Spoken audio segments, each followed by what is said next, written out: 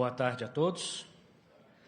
Pedir para a assessoria, se possível, divulgar os slides, mas enquanto isso nós vamos conversando sobre esse meu tema que foi atribuído, os impactos da reforma na aposentadoria dos trabalhadores, pensão por morte, aposentadoria especial e outros prejuízos, né? Falar da reforma da Previdência e não falar de prejuízo é meio que, né, é tudo muito ligado. Houve um prejuízo enorme com a reforma da Previdência. O texto que foi aprovado, nós vimos e todos aqui acompanhamos, a frente parlamentar, esta frente que está sendo recriada, fez um trabalho muito grande, tanto na tentativa de aprovação do governo Temer, quanto na tentativa de aprovação do governo Bolsonaro. O mercado fez uma insistente tentativa de aprovação e conseguiu, ao final das contas, sempre dizendo que o mercado queria, mas ninguém sabia quem era o mercado e que, de fato, ele queria. Mas a consequência nós vimos aí, né?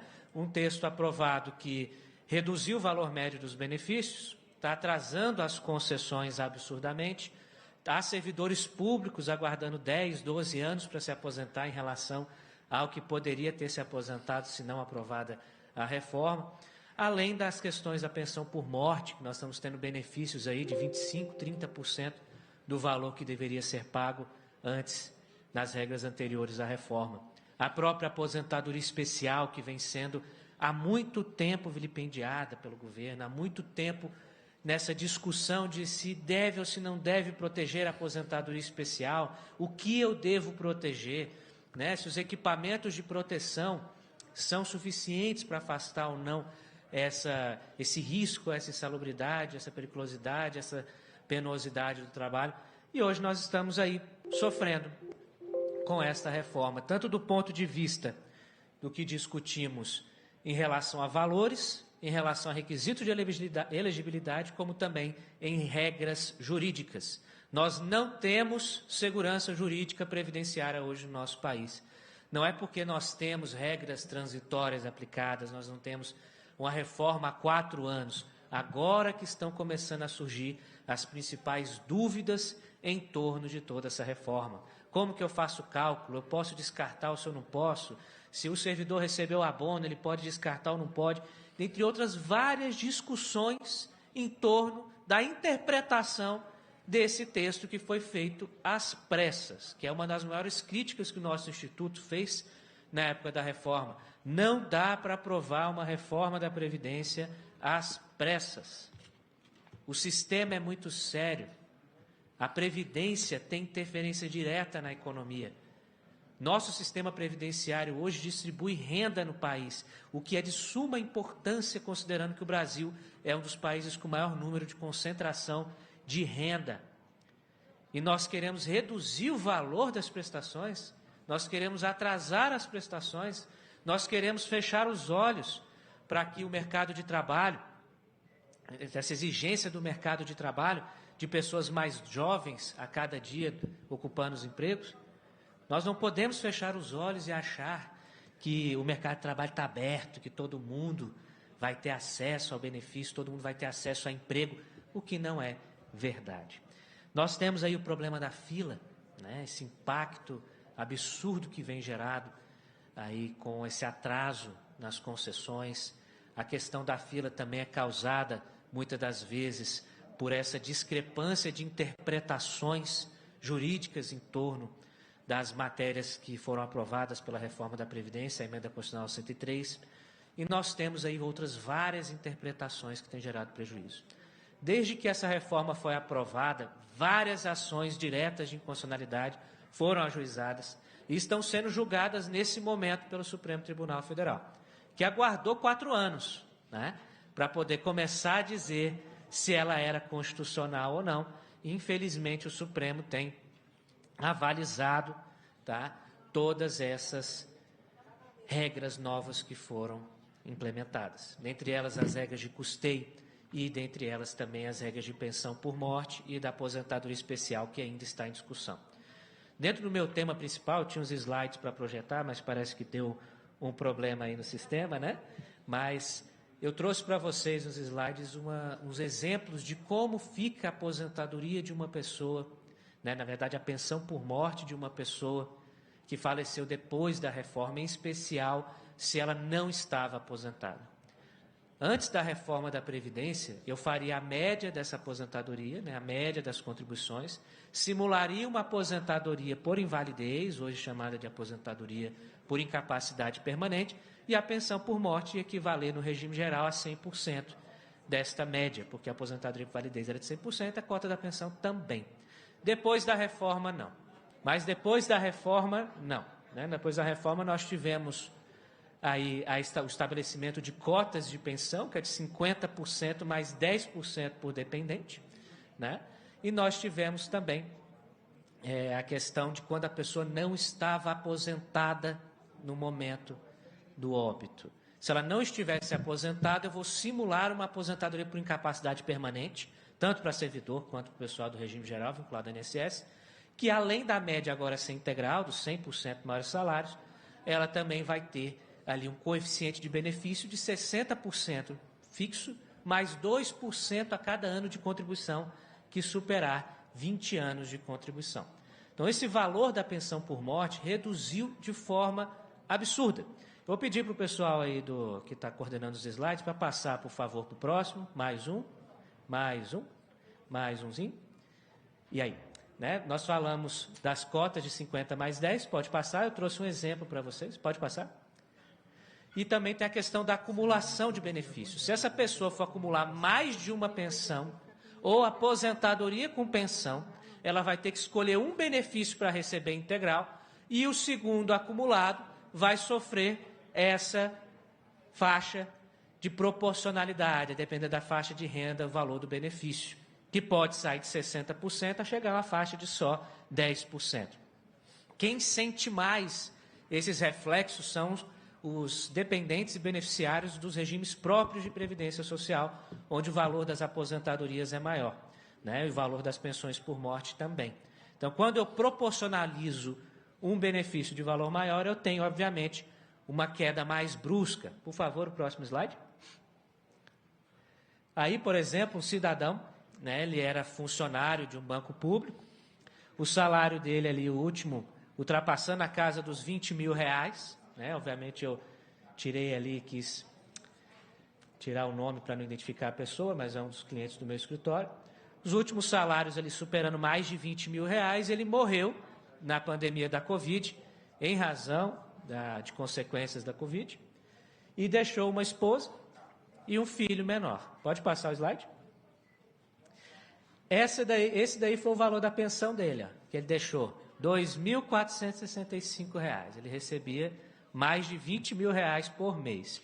Temos que considerar aqui que o regime geral não ia pagar 20 mil. O regime geral ia pagar só até o teto, que é de 7.507,49 hoje, né? Mas fazendo os cálculos chegou a 2.465. E por que esse valor? Pode passar o slide, por favor?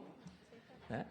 Nós vimos ali que a média deu mais de R$5.000, né? A média do valor das contribuições desse segurado de julho de 94 para cá deu mais de R$5.000.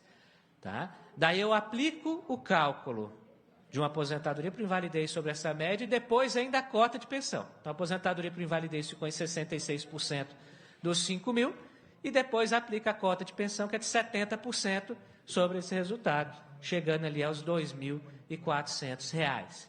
Então, a pessoa que ganhava mais de R$20.000 por mês, eram uns 25 mil, né, que ele recebia por mês, deixou uma pensão por morte de R$2.000. Essa família teve que vender a casa, né, que estava financiada, ninguém esperava, era um homem jovem, tinha 40 e poucos anos, teve que vender a casa, teve que vender carro, a esposa dele é servidor pública, tem uma boa remuneração, mas, convenhamos, né, a renda da família era muito maior, o padrão de vida era bem melhor, e de repente tudo isso caiu por terra. E a nossa grande discussão quando fala da reforma da Previdência, pessoal, é sobre a constitucionalidade geral desse sistema. A nossa Previdência Social ela é fundada no Pacto da Ordem Social. Nós estamos dentro do título 8 da Constituição Social, o título da Ordem Social. E a primeira pedra fundamental para a garantia da ordem é a Seguridade Social, Previdência, Assistência e Saúde.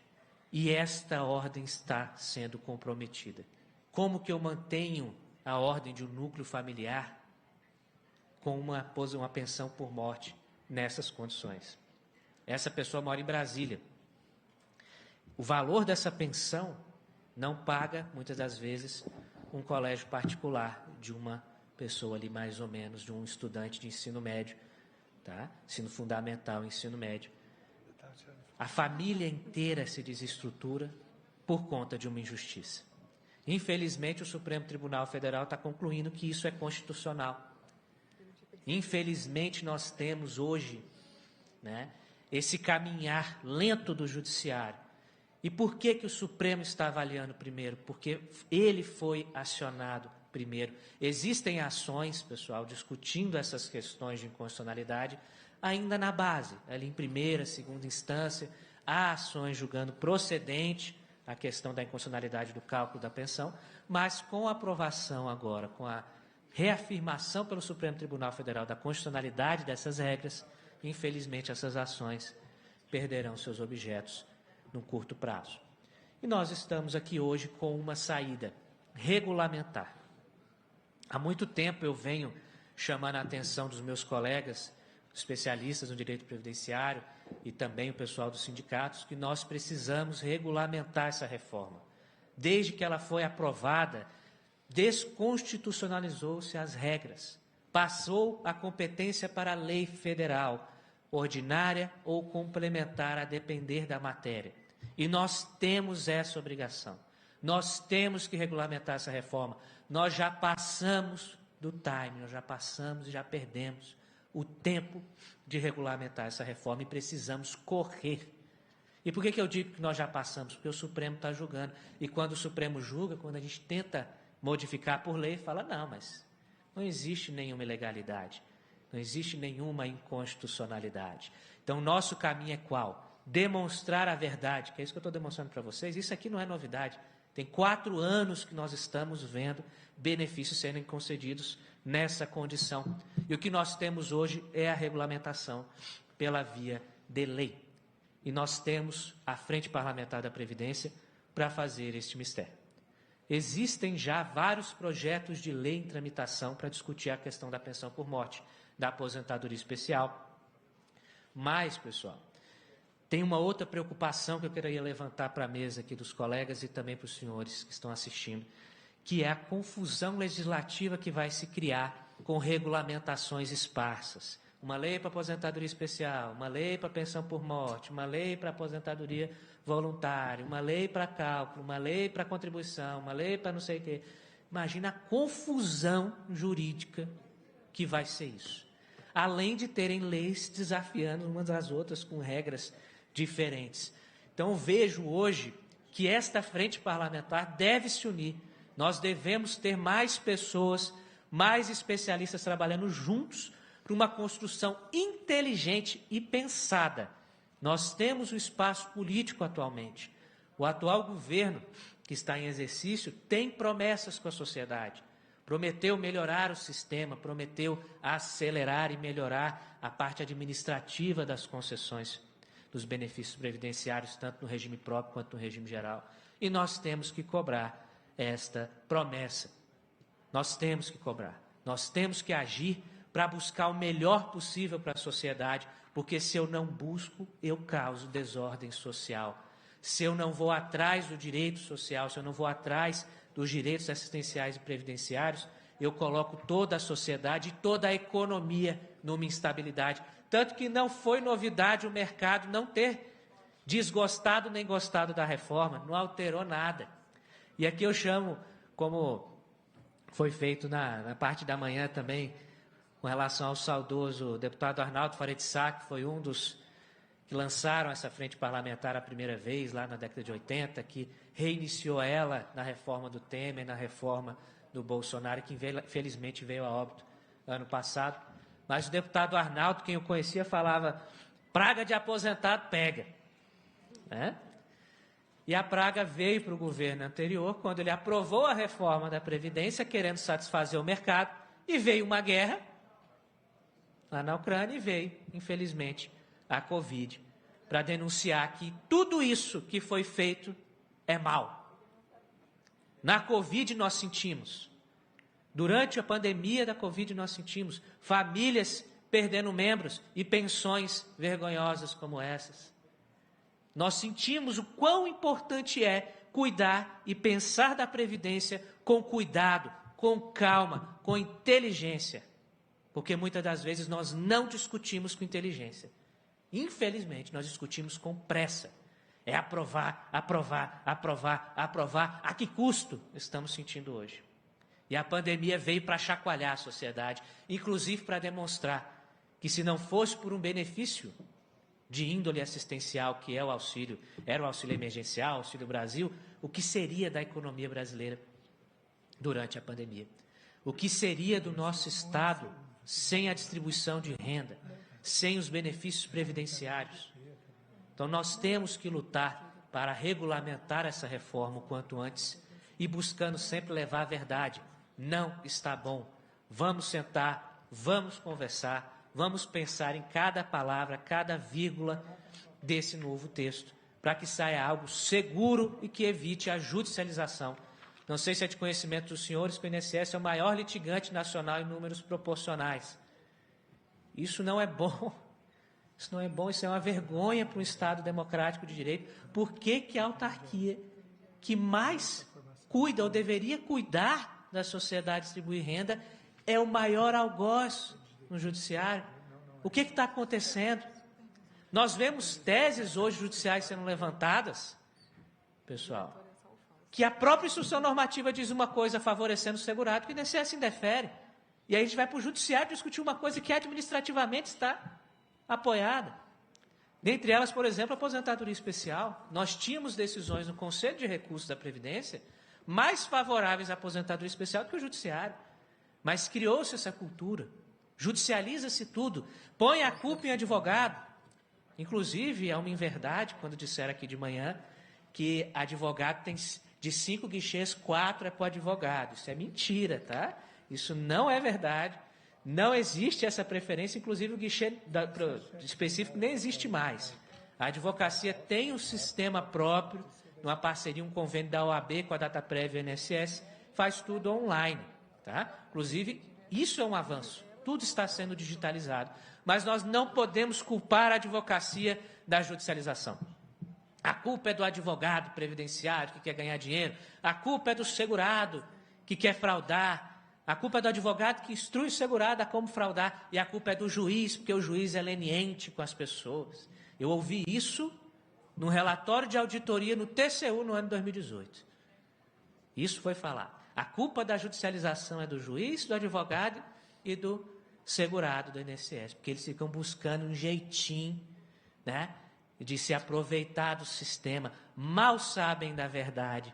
Boca mole que fica falando por aí, o que não sabe, o que não conhece. E eu queria convidar para conhecer o que é a lida diária de uma pessoa que busca um benefício.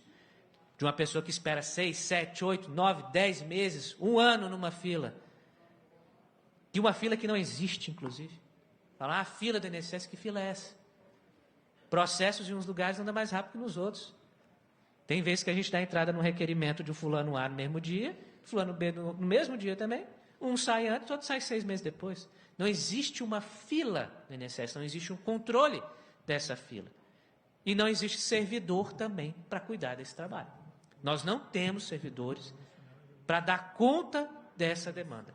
E nós não podemos também ficar aqui culpando, apontando o dedo e falando, porque temos que contratar, e graças a Deus foi aprovado para o orçamento do ano que vem, para poder contratar quase 9 mil novos servidores, né? Que é 7.400 e tantos servidores para o INSS e 1.000 e tantos peritos médicos. Isso é uma vitória, nós devemos comemorar, pois nós estamos vendo aí que o sistema está buscando ser melhorado. E com relação à aposentadoria especial, para eu já ir caminhando para o final da minha fala aqui, nós temos um grande problema hoje. A aposentadoria especial, durante a reforma, ela foi altamente combatida, em especial quando se trata de exposição à integridade física, a questão dos vigilantes, dos eletricitários, dos urbanitários, entre outras várias atividades que expõem o trabalhador a risco grave de integridade física. Hoje pela manhã, um grupo de eletricitários passou um vídeo para vocês demonstrando quão é importante proteger E o vídeo fala uma coisa muito certa. O risco do eletricitário são só dois, ou é a morte ou é a mutilação. E nós vimos como é que fica a pessoa que sobe no poste para levar energia para a casa de vocês, para as nossas casas. Como é que ele fica? Um simples deslize, ou um simples erro, ou um simples acidente que possa vir a acontecer, cair de uma altura, levar um choque. Aí fala, mas a reforma protegeu. Não, não protegeu. Mas tem o PLP 245 que foi aprovado no Senado, ele está protegendo. Não, não está. O PLP 245 da aposentadoria especial com relação ao eletricitário só protege aquele cara que está trabalhando lá na fonte da usina de geração. O resto todo está desprotegido. O trabalhador em linha, o trabalhador na cidade mexendo com tensão superior a 250 volts, todo esse pessoal está desprotegido. A mesma coisa com os vigilantes. Falam, os vigilantes estão sendo protegidos pelo PL. Não, não estão todos. Nós temos hoje um tema repetitivo do STJ, o tema 1031, dando uma vantagem, um direito para os vigilantes, e este PLP está indo, em algumas partes, na contramão. Mas nós não podemos achar que a aprovação dele é uma vitória. Não, não é. Eu falei para vocês aqui, repito, aprovar matéria previdenciária de forma assodada é um erro, é um crime contra a sociedade, é um crime contra a ordem social, é um crime contra a nossa Constituição. E este PL da aposentadoria especial, que hoje está na Câmara, não está bom. Nós precisamos conversar ele a fundo, precisamos rediscutir os requisitos da aposentadoria especial, questão de pontos, idade mínima, tempo de contribuição. Como é que eu coloco 60 anos de idade mínima para uma pessoa exposta a um agente nocivo de 25 anos? Como é que eu falo, por exemplo, para um eletricitário subir no poste para religar uma linha de alta tensão com 60 anos de idade? A empresa nem vai querer ele lá. E é um risco para a própria empresa, porque se ela for obrigada a ficar com essa pessoa, ela está aumentando o risco de acidente de trabalho. Aí vai a auditoria fiscal do trabalho lá para fiscalizar a situação e ver que é um problema para a empresa. Vai a auditoria da Receita Federal, vê que é um problema para a empresa. Teve acidente de trabalho, aumenta as alíquotas. O problema começa a se desenrolar. E não acho o empresário que tem que reformar a Previdência para aquecer a economia. E esses que falam que são microempreendedores ou empreendedor de salário mínimo, que está contribuindo aí no salário mínimo, amanhã não sabe nem se sua empresa vai existir, mas está aqui defendendo que a Previdência tem que ser mínima. Mal sabe ele que quando ele ficar doente ou morrer, a família dele ia querer muito que ele tivesse valorizado o nosso regime geral de Previdência. Então, eu agradeço a todos aqui pela atenção, por terem me ouvido, e peço encarecidamente que trabalhemos juntos, formando uma união forte para regulamentar essa reforma agora. Nós temos que aproveitar este governo para discutir uma reforma justa e inteligente, tanto do ponto de vista jurídico quanto do ponto de vista econômico. E peço também encarecidamente, cuidado com as nossas pautas. Não adianta eu vir aqui falar de contra-reforma, de vamos revogar a reforma, vamos desfazer e voltar tudo como era. Isso não tem viabilidade. Vamos focar nas pautas que são necessárias, nas pautas que estão dando problema e vamos regulamentar, tentando minimizar todas as injustiças que foram praticadas. Muito obrigado.